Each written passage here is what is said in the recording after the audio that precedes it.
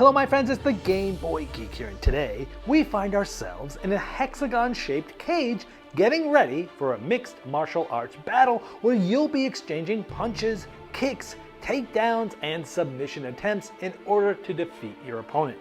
Caged In is a fast-paced mixed martial arts combat card game for 2 players. It takes 20 minutes to play, it's for ages 10 and up, and it's published by Foam Hammer Games. Now it's on GameFound right now, so I'm going to show you how the game works and I'll see you on the other side.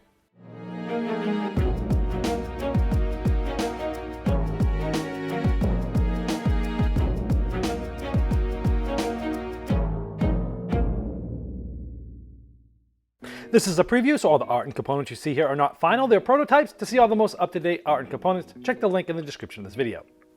Here we have the game set up in the hexagon cage. Of course, we have the red player versus the blue player. Now at the beginning of the game, each player gets to select secretly the fighter type. And there's multiple cards of each of these, so you could both possibly be the same fighter type. It might be.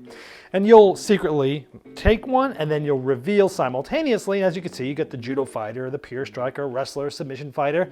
And each of them have different abilities that will trigger depending on that style. Now each player also gets a fighter board. Now this board is going to help you track damage to different areas like your head and your left or right body or left or right leg. You'll also be tracking your fatigue. Because over the course of the game you might be receiving damage, and at some point you might be covering a space that has F, which is fatigue, and you'll add it here. And there's no effect at first, but as you begin to get more and more, you're going to be hindered a little bit, like not being able to move as much and being susceptible to submission attempts and not being able to defend takedowns and so on and so forth. And if you end up getting all the way down to the bottom, like right here where it says KO, that is one way to lose the game. Now some body parts, like the left leg, don't have a KO spot, but once that is filled up, as you see, we would have gotten another fatigue. Now, if more damage hits here, you instead will place them on the fatigue. But if your fatigue is full and you take some more damage here, that's another way to lose immediately. Now, if the game doesn't end in one of those 2 ways, you can play to the end of a predetermined amount of rounds, usually 3 rounds. And if it ends after that, then essentially you're going to count the number of cubes of damage and fatigue, and whoever has the least is going to win. So those are the 3 ways to win the game. Let's talk about how you play it.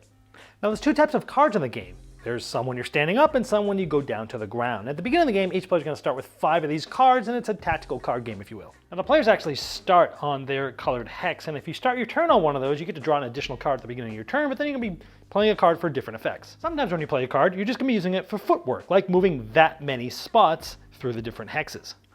But when you play a card and you're adjacent to your opponent, you can use it for its attack.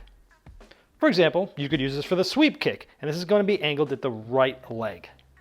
So if the red player didn't defend it, they would have some damage there. But the defender could play a card to defend it. Notice the same location, right leg, and because they played this, they defended that so they don't take any damage, and now it's their turn because the attacker turn has now ended. Now some of the cards have this, which is a haymaker. It's going to do 2 damage, this flying knee, and it allows them to move 1 spot before they do so. So if it didn't defend, now they've moved, they hit it for 2, and now because it's the haymaker, it's going to slide them back 1 if there's a spot, otherwise they just stay there, and then this player can also decide to follow. Now this is interesting now because this player is now, the red player is pinned up against the cage. And that means that they're not able to do any takedown attacks until they're no longer pinned, and the fighters can't use any combo abilities while they're here. We're going to go over combos in just a moment. If it was the red player's turn, they can play any card and denote it as being a shove if they want to. The other player could defend it using the same card, but if not, they're going to get shoved, and then this player can move 1 spot in any direction because maybe they want to not be pinned any longer. Now let's say the red player plays the jab and it is not defended. Now it's going to give damage to the head, but this has this link and it's a combo there. This means they're able to play another card, and if it has another one that's not defended and also has a combo, they can continue to play cards like that. Like this is a hook. If they don't defend it, it's going to do damage to the right body, and you can continue to combo like that. If the attacker played this cross, which is going to do damage to the right head, but then the defender played uppercut, which is defending the right head, but it also has this. This is a counter strike. Instead of just defending, it actually does the damage back to the attacker. And you might notice some spots on the board have that too. So if this player was here, and the red player attacked with his cross, trying to do damage to the right side of the head, the defender could also play a card to defend. Like in this case, it's a right side of the head, so it's defending. But because they're on that Counter-Strike portion of the board, they actually are going to do damage, just as if this card had had that Counter-Strike logo on it. Now, instead of playing a card as normal, you can decide to cover up. And so you would discard a card, for example, to draw 2 cards. Now, you got to make sure you don't exceed your hand limit of 4 cards by covering up. The other option when covering up would be to remove a fatigue token there. And of course, anytime you cover up, it's the other player's turn. Now, let's say you played a judo throw. Now, it is a combo, so you could play another card after this if it's successful. However, this is a takedown. So if it's successful and you take them down, the players would discard their standing cards, and they would now draw 4 ground game cards. Now, when you're on the ground, you have 3 choices. You can do a ground and pound, and that's basically playing the card. And as normal, the defender can play the same card to defend it. But if not, let's say the blue player was the one playing this card, then the player that did not defend it would either take a damage to this spot, and the player who's attacking gets to decide what happens here. They're either giving them a damage or they're giving them a fatigue. Now with the ground and pound damage, if the player that's getting hit was in one of these spots here, they actually would take 1 more damage.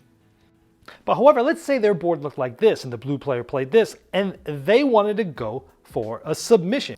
Now that player could still defend it by playing the same type of card again. However, if they wanted to try the submission and the other player was not susceptible, the player doing the attack could add as many cubes that it would take to get them there. So in this case, this player would need 3 more cubes to be susceptible to submission. So the player doing this attack could take 3 fatigue in order to try that now.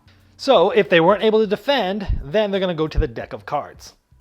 So they'll start drawing these cards, and they're hoping to get an escape, but they might be getting a tap. If they got a tap, they will continue to draw cards, a second tap, a third tap. If they get a 4th tap, they have lost with submission, but they're hoping as soon as they get an escape, then they have not lost, and they're able to escape that hold. And then that player would decide to stay on the ground or be brought to their feet. And either way, that defender is now, it's their turn. Now I told you there's 3 options running on the ground. You can ground and pound, you can do a submission attempt, or you can stand up. So on your turn, you can play a card to attempt to stand up. Now the opponent can choose to try to defend by playing the same card again and stopping them from standing up, or they can decide to let them stand up, but they get to play a ground and pound card anyway. So for example, they might let them up, but they have played this, and now they're going to give that other player 1 damage, or they're going to give them the fatigue.